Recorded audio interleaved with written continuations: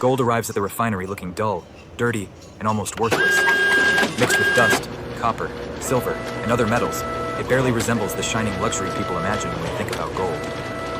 But inside one of the world's most advanced refining facilities, this raw material is about to go through an incredible transformation.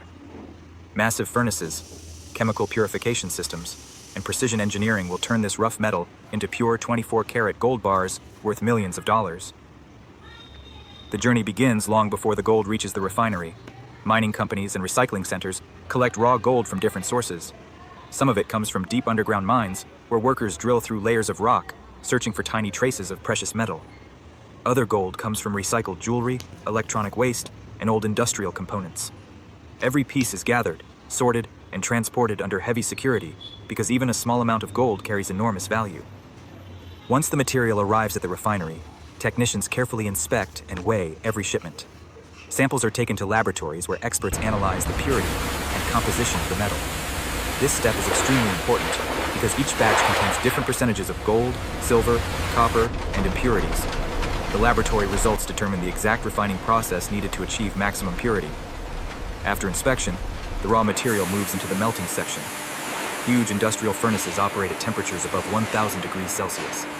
Workers wearing heat-resistant suits carefully load the material into giant crucibles. As the temperature rises, the metal slowly begins to glow bright orange before turning into a liquid stream of molten gold.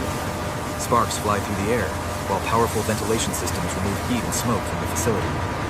During the melting process, chemicals known as fluxes are added to separate unwanted materials from the precious metal. Dirt, oxidation, and lighter impurities rise to the surface as slag.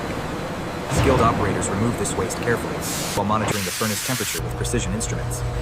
Even a small mistake can reduce the quality of the final product.